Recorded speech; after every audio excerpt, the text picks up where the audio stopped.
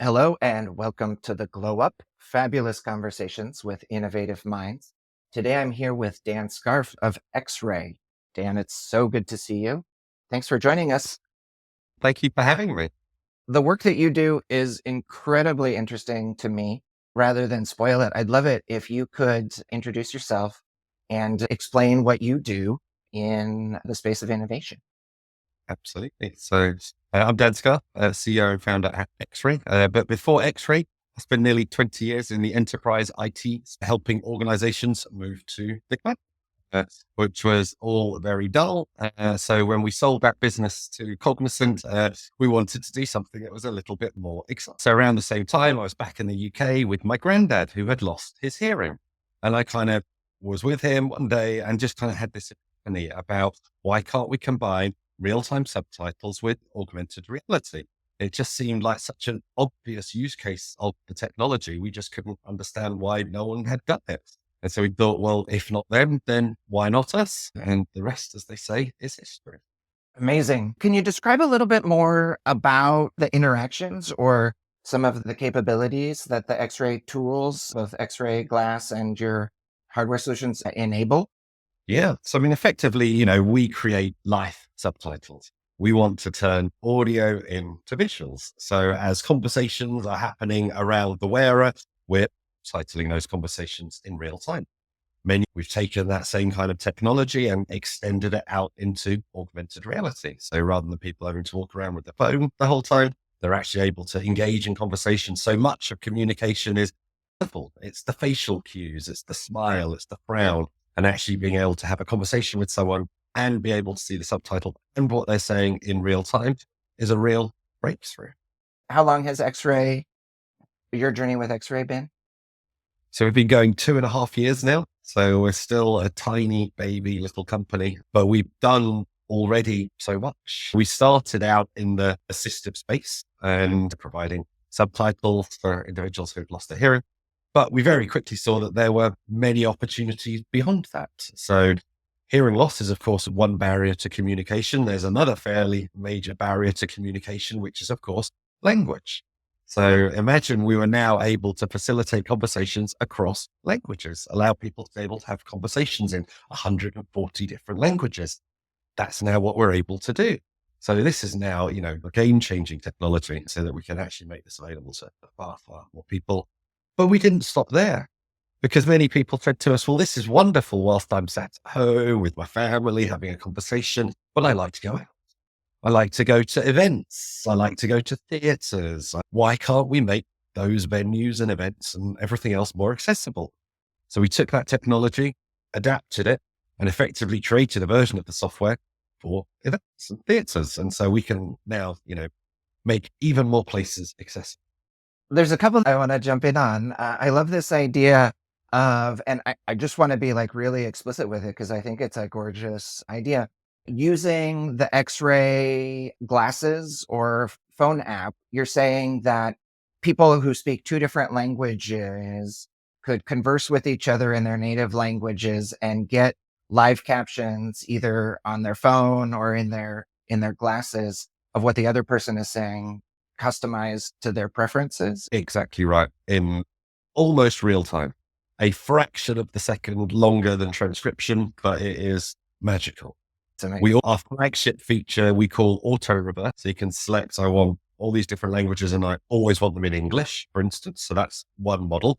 Or if you select two languages, we have our auto reverse feature. So if I were to select English and Italian, for instance, anything it hears in English, it will automatically caption in Italian. But anything it hears in Italian, it will automatically capture in English. So we're doing, real-time analysis of which language is being spoken, trying to figure it out. What that means to consumers or to users is they can just use this app and magic occurs. Like they don't have to worry about all the technicalities behind the scenes. We can now have a fluent two-way conversation. And it's not like the demos that we see from Meta and OpenAI, and as wonderful as they are, don't get me wrong. It's a very still demo or, experience because when you're having to listen to the translation, you're effectively doubling the communication time because I've got to hear it. It's then got to process it. It's then got to read it out to me in the foreign language. I've then got to speak back in the foreign language. The other person's got to wait for it to then for me to finish and then be spoken out in the other language. It's a beautiful demo candy, but it's not particularly practical. Whereas using augmented reality glasses, you can actually be reading the text as the person is saying it in real time. So by the time they finish what they're saying, you can immediately respond. That demo that you're describing is basically digitizing the existing translation model, right? If Yeah, you have a translator, they take what the first person says, they translate it, and there's that intermediary step. And what you're saying is by putting it in AR glasses, by putting it in a heads up display and making it real time instead of audio, you're sort of disrupting that whole interaction and making it fluid. I'm so curious to see what culture could be with a few years of multilingual communication as a default. Like, what happens if we always understood each other clearly is a very interesting problem statement for me. yeah, Okay. I love that you described listening to your customers and better understanding the problem space for the technology that you're working on and evolving it, right? These are core things that I talk about at Awesome Future all the time.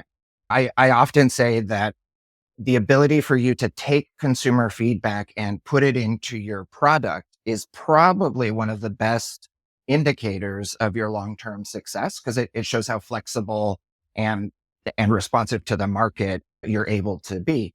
And so, but in 2.5 years, you also described a lot of product innovation, a lot of change and being a small team. And so, how do you balance being a small team, being ambitious, and how do you set yourself up to be able to take advantage of this feedback? And how do you choose like the right size bites so that you're not overextending yourself? You're not like pushing product roadmaps into infinity. Like, how do you actually deliver on that and make those choices on which ideas to follow? it's a great question. And it's the one that I struggle with the most, of course, because, I'm a product guy. I love shiny things. So, our biggest problem is not what not to do, because, we're spoiled with opportunity. And, on the one hand, you want to listen to your customers. So our auto reverse feature, for example, was as a direct result of getting this into the hands of the user. So before auto reverse, we had one-way translation. So you could go from English to Italian. Great, except then what happens when the Italian person wants to talk back? Doesn't work, of course, because it's still trying to go from English to Italian. So it just gets confused. So that was a great example of, you know, a useful piece of technology that we then made into a breakthrough piece of technology just with this auto reverse feature, because it goes from being a novelty to something genuinely useful. On the flip side, if I had $1 for every person that had said to me, oh my God, it would be amazing if it did insert new feature, I'd be retired already, because there's so many cool things that this could do. And I just have to learn the discipline to say that's a fantastic idea, but it's not cool for us. There are 100 other startups doing all kinds of other stuff, and we got to stick to our knitting. You can only be brilliant at a small number of things. So pick the things that you want to be brilliant at and sacrifice the rest. Pick the things that you're brilliant at, I think, is like one of those core pieces of advice for founders. If a founder has a unique perspective on the world, is this kind of one in a million who can see opportunity. When I talked with Elizabeth Bieniek, a lot of her advice was like, hey, if you have these ideas, you're probably the only one with them. And like being able to protect that core focus, that inspiration, that vision while you go out and do all of these things is like one of the key challenges. My experience in being somebody who's representing an innovative technology and having people be like, oh, you know what this would be good for? Oh, you know what this would be good for? It's not always, like you said, great product advice. But what it shows is that you've sparked an inspiration and a proof of value idea for that person. And they've started to internalize it usually to the things that are important to them and the problems that they're interested in solving in the world. So I think it's a great piece of feedback that, like, yes, there's something here. And that note that you were saying of like, is this core for us? Or is this a very far edge case, that's going to distract and cost money? Yeah, I mean, statistics are always useful here. The third time someone has asked for the same thing, then maybe it's something you should start thinking about. But Mhm. until that point, probably not. So the story and timeline of X-Ray is really interesting in this conversation around an innovator's journey, right? Because oftentimes one of the things that you have to do in that journey is wait for your idea to be ready in the greater market for other technologies, companion technologies to meet that idea. We're seeing a lot of, smaller, lightweight AR glasses, headsets that have passed through. There's some maturation overall in the XR market and the AI market that you seem to have caught that wave pretty expertly. How do you find the right moment for an idea? How'd you call that? And what is the importance of timing been in your journey overall? I guess.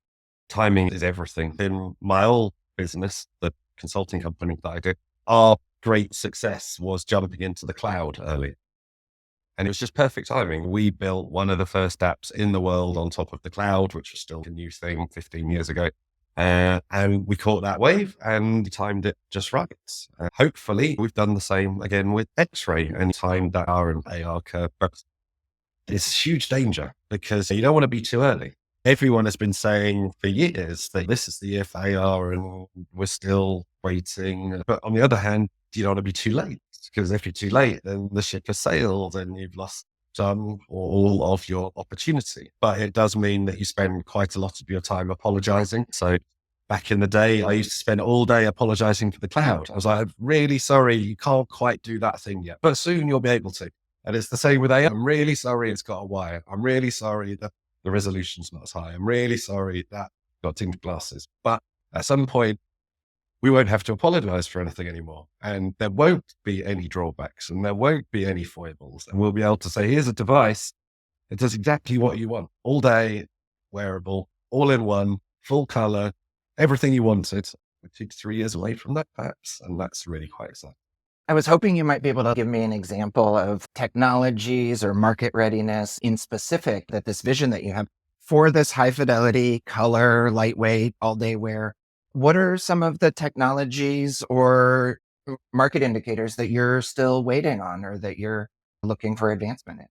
I mean, it's these hardware breakthroughs we need more than anything, to be honest, at this point. We need something a bit like the Orion, but, available right now for maybe about $500. That would be quite nice. Like if we could get to that, then like we're there. But as we all know, we're a couple of years away from that. So right now, what can we get? I mean, we can get all day wearable, Bluetooth tethered glasses. And actually they're probably fine. And so, that's something that we're investing in, something we support. We've got all-in-one, full-color waveguide that lasts about an hour or so. But again, I think probably viable. The devices are there. There are just a couple of trade-offs still at the moment, and we're hoping in the next 6 to 12 months, we're just going to start ticking off each one of those drawbacks to get closer and closer to that fabled device that we've all been imagining, but hopefully quite close to. I've been making content about VR for about the last 10 years, and we've been waiting for that fabled device the entire Yeah, when I think this is the year for AR, they're like, oh, bless the new guy.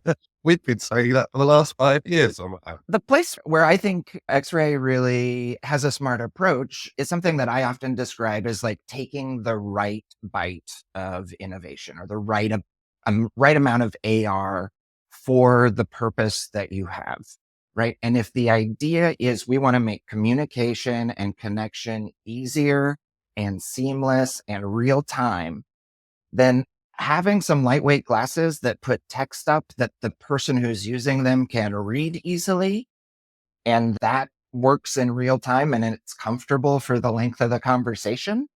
That's the kind of real value, defensible use case that gets other people interested and pushes some of those, starts to challenge the status quo and be like, look, there are real valuable applications and it's not over engineered. It doesn't have to be 24-hour full color HD where if you're just trying to communicate, the deliverable is the communication, not necessarily the high fidelity graphics. And I love that approach to innovation. You're right. And I mean, I have debates / arguments with some of my new brethren in this new world about, what is AR? And, you describe HUD devices as AR, and they're like, oh, that's not augmented reality. How very dare you describe that as AR?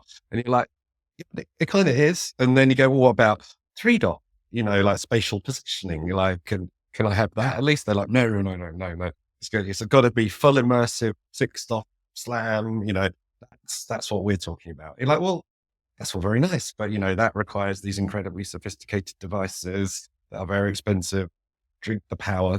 And, we don't think you should have to use one of those experiences. Now we do. And again, one of the things that's interesting about X-ray is that it's one app across experiences.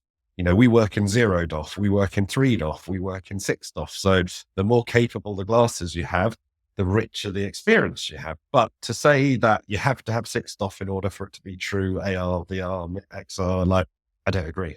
It's funny to me that the people insisting that the market's not ready are the people who are trying to make money from the market. That feels a little counterintuitive to me. Like, why not figure out where the opportunity is and push it for? Oh, wow. So, Dan, it seems like X-Ray has already been able to solve a lot of problems, connect with folks, really be ambitious in your approach. Dan, you've already been really successful over the last 2 years, 2.5 years, launching multiple products, getting hardware out there, learning from customers. So I'm super excited to get a sense of what's the glow up you're looking to bring to X-Ray in the next 6 months to a year. And, a glow up is a transformation, a leveling up, a dramatic rebirth even. What are your big goals in the coming months? I think our glow up is to blow up X-ray, if I might be allowed to adulterate your word in such a way. But, we believe that we've created something quite incredible. Our biggest challenge right now is that no one knows that this technology exists. Every time we put this technology on, people are like, oh my God, this is like the most incredible thing I've ever seen in my entire life. So, you know, right now is take what we've got and scale it and tell the world that this technology exists because, so few people even know what augmented reality glasses are, never mind the fact that you can do subtitles on them in real time. So that's, a big part of course, what we want to do. Much innovation happening in glasses. Every 8 weeks, there's a new set of glasses coming out and we are very excited about what a few of our partners are working on. We anticipate some further big announcements over the next 6 months of new form factors, new glasses, new things that are coming out. And again, just make this even more widely adopted. With our streaming technology, we want to make every venue, every event, everything in the entire world more accessible. And so that's also something we hope to blow up. Oops. Glow up is going to be a blow up. I love it. Tell me a little bit about this venue use case. I'm pretty familiar, and I think it's lovely and worth a little bit of a spotlight on its own. How does X-Ray support like live events and venues? So effectively, we can take that same technology that is within the phone app or within the glasses, and we can turn it into, let's say, a server version.